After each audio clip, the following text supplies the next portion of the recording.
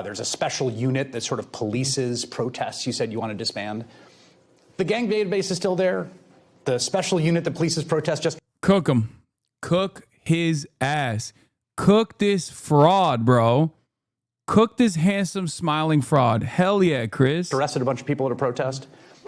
Hasanabi hit Chris Hayes doing a Mamdani piece. Stadium. And for the next hour, some other folks who live here are going to talk to the man who just a little over 100 days ago stepped into what some have called the second toughest job in America, the mayor of New York City.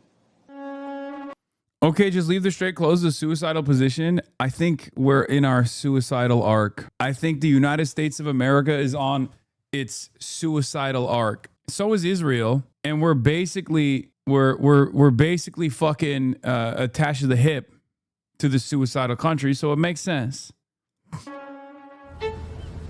New York City is so much bigger than you think. 8.5 million people, 100 different ethnicities, speaking 200 different languages, the largest Jewish population outside of Israel, the largest Muslim population in the hemisphere, the largest Chinese population of any city outside of Asia, more black residents than any city in the U.S., the most billionaires on planet Earth, with millions of others living below the poverty line. And believe it or not, more Trump voters than in any one of a dozen red states that elected him. This past November, this city, for its 112th mayor, chose this guy. How's it going, guys? Do you have 60 seconds to talk to us about the election? Zohran Mamdani came from near obscurity to change the way winning campaigns are run. New York, will you accept this rose? With a populist message to do something about the cost of living. How about the cost of living? Sucks. We're going to make buses fast and... His rise made him a rock star on the left and a boogeyman on the right. We put in a communist. No one is safe. I have friends of mine in New York. They are officially depressed and scared. And even if he's managed to tame the man in the White House, We agree on a lot more than I would have thought. in the end, he's still got to run this city. I've been watching you. Tonight, All In comes to the Bronx for a special town hall with the mayor and the people. This is All In America with Mayor Zohran Mamdani.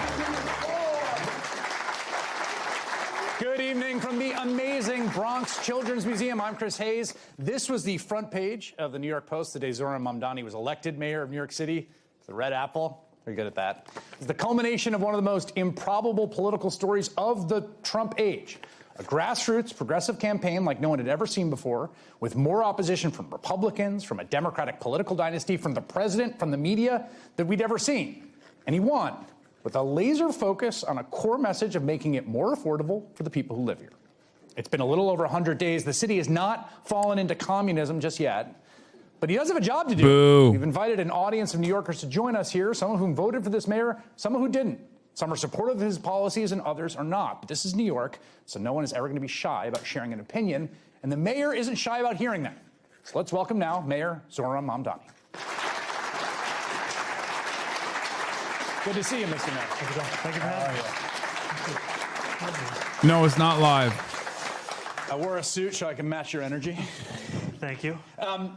You know, you were an assembly member just like the last time I saw you, actually, and just a few months ago. It's a very different job than this Can job. you get captions, please? No. What's the biggest thing you've learned? The biggest realization Oh, never mind. You can get actually captions. being in that position? You know, I think the biggest thing, first and foremost, is that New Yorkers trust for all of the big ideas that we have about delivering universal childcare, about making the most expensive city in America. By the way, in half an hour, I will be talking to Trita Parsi. Trita Parsi will be on the broadcast again. We'll be talking about where the ceasefire is going, who's winning, who's losing, all that stuff. And yes, I turned the volume up a little bit. Affordable for working class people who help it keep it running. That trust starts when you fill in those potholes. Because you can't tell someone to trust city government in its ability to deliver free childcare for 2-year-olds for the first time in its... I thought you were going to say Dave Smith. What time is the debate? What time is the debate? Greek communists. I thought you were going to say Dave Smith. No, buddy. That's not how this works. We can't just I would debate him right now if he wanted to, but no, I have like actual serious analysts that are coming on the broadcast to deliver commentary on where we're at on, you know, the news of the day. History, if they can look out the window and see the same pothole unfilled as it was the day before, the week before, the month before, the year before.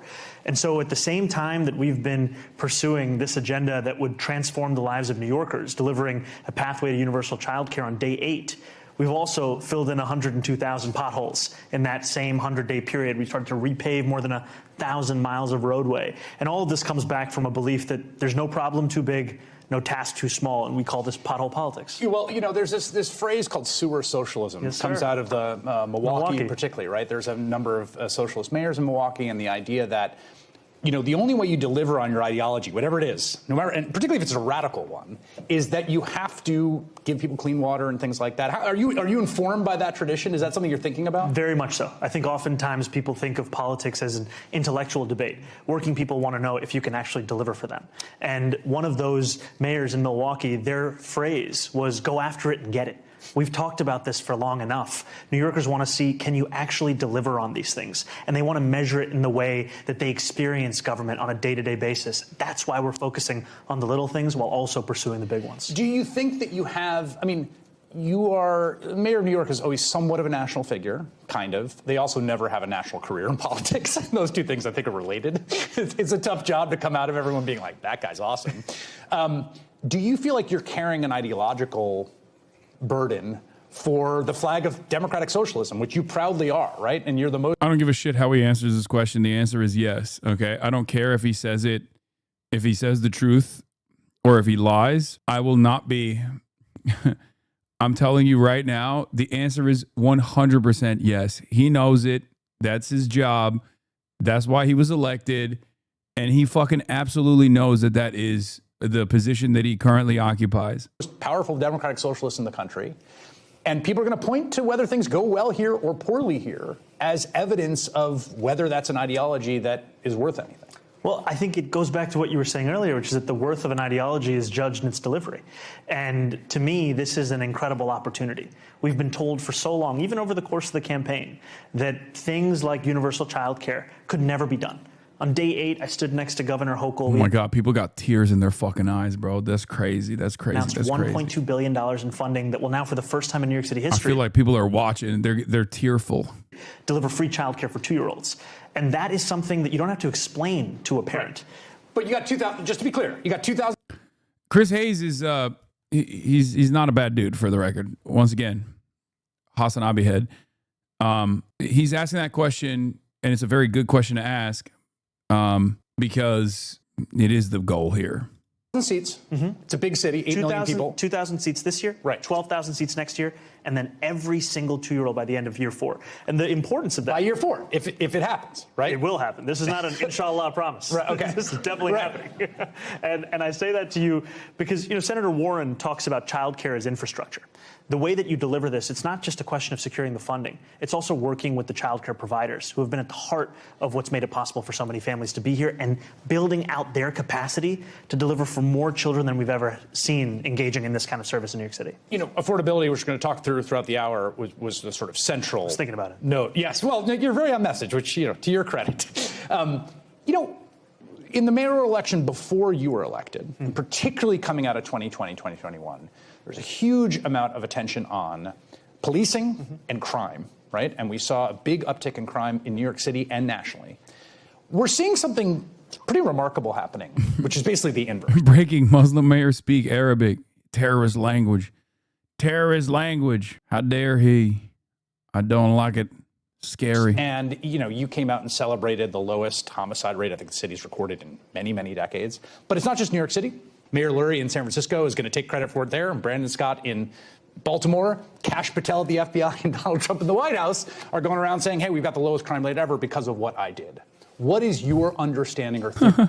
Someone said Asian. Chatter, inshallah is Arabic. I mean, it's Turkish too. We say inshallah as well, but you say inshallah, it's, you know, its origination is Arabic. Theory for what is happening with crime in your city. Well, I think there's a few things. We're seeing that our approach to public safety is working, and not just in a sense of a general decline, but to actually correct you a little, it's not just the lowest number of murders in the last few decades, it's the lowest number of murders ever in recorded history. Yes. The joint lowest number of shootings. It's a decline of crime across major categories by more than 9%. It's also not enough. New Yorkers do not measure their lives by statistics. They want to know that you are doing everything in your power to deliver public safety. And the importance of public safety, it's not actually divorced from the conversation around affordability. It's the cornerstone. It's the platform that allows you to do that work of affordability. Because if someone is not safe in their city, then Yeah, inshallah is an Anne Hathaway reference. that is the first concern they have, even before the other ones that we speak about. I mean, let me give an interpretation of what I've seen, and you could respond to it, which is that progressive governance isn't possible if people are scared.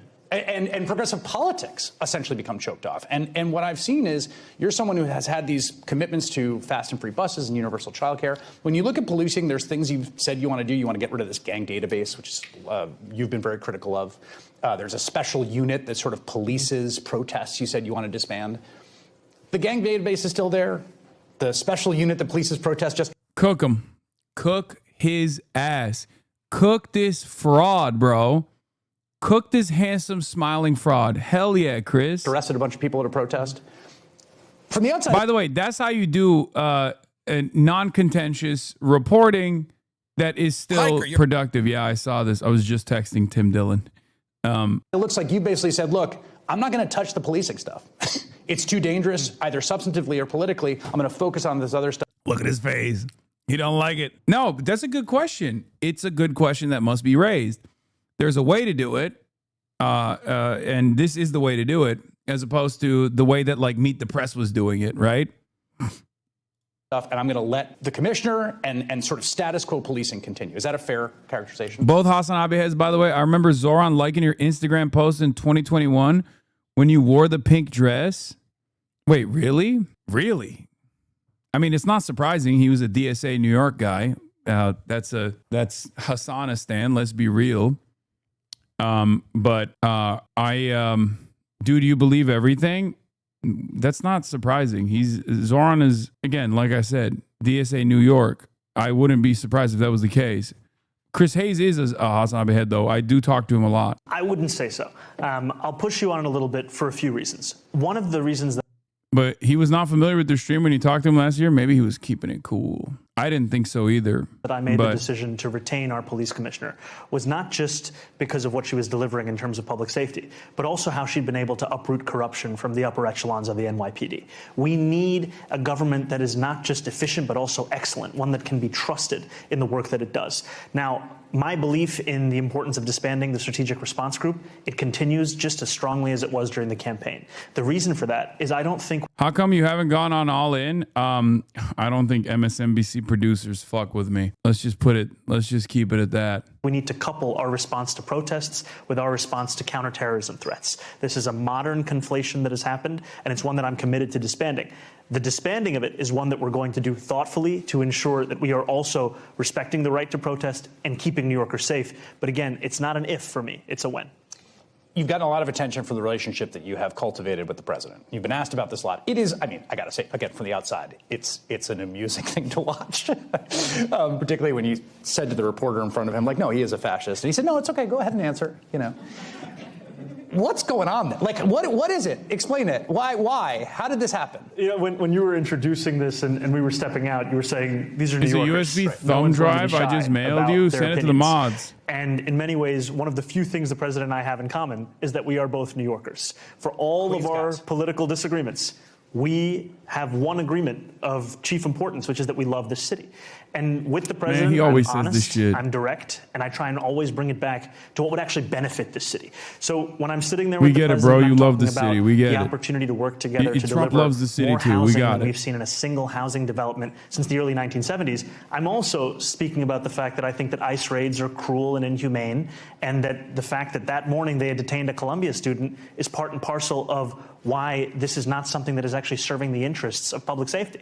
And so I gave the president a list of 5 names of people who were detained in or around Columbia. He called me 30 minutes after the meeting and said, I've made the decision to release the student that you brought up. He's not happy with the new tax plan on the basically second homes for very, very wealthy people. He said, "You're destroying New York. It has no chance. The United States of America should not contribute to its failure. It only get worse. The tax policies are so wrong. People are fleeing. This must change our ways and fast. History has proven this stuff just doesn't work. Thank you for attention to this matter." It did seem a little more in sorrow than in anger. He felt a little betrayed. Well, I think the president knows exactly where I stand on these issues, and I know where the president stands on these issues. I ran a campaign speaking very plainly about the fact that in the wealthiest city in the wealthiest country in the world, it's unacceptable that 1 in 4 New Yorkers are living in poverty. And as we're facing a generational fiscal deficit, I believe it's only right to ask those who don't live in New York City, but who own a second home in New York City, and that second home is worth more than $5 million in New York City, to pay a little bit more so that everyone can afford to live here. It did occur to me he might actually have to pay the tax. We don't have exceptions in our taxes that we propose. You mentioned ICE and you mentioned immigration. I mean, it has been notable that we've had this, trail of You're just jealous that he shares something with Trump he will never share with you, precious? What is that? I'm jealous that he has a relationship with Trump and I'll never have that? Is that what you're trying to say? It's true. I am a little jealous that Trump doesn't call me. Or do you mean a love for New York? elevated ICE enforcement and CBC enforcement. You'll never be a New Yorker. You'll never be chopped cheese. I'm chopped unk. CBP enforcement that we saw in Los Angeles, we saw it in Chicago, we of course very famously saw it in Minneapolis and the Twin Cities. There have been elevated ICE enforcement here in New York City. They've been at the courts and things like that, but we have not seen something like the operation in Minneapolis. Does that hang over you as a kind of sword of Damocles? Does it feel like it's something the president could threaten every moment? Do you feel like part of your relationship with him is staving that off, to be honest? I mean, my relationship with the president is important to deliver for New Yorkers. And I've made it very clear to the president that increased ICE presence, it would just be an increase on what we've seen with ICE raids, which is just cruel and inhumane. I've also been honest about the fact that I think ICE is an agency that should be abolished. It's a modern creation. Our country has had answers to immigration long before we had ICE. And we also see that these kinds of raids, just a few nights ago, ICE detained a delivery worker. This is a man who came to this city with the dreams of building up a life for himself and his family. No active investigation, no warrant. He finished a Grubhub delivery and then was taken by armed, masked federal agents. That's what we're talking about here in New York City. It's the public school student, Dylan Contreras, whose family we worked with to ensure that he would come home. That's the kind of person that's getting detained in this city. And that's why New Yorkers are sick of this approach, one, frankly, of a complete absence of humanity. Dave Smith responded to you. I know, brother. I know.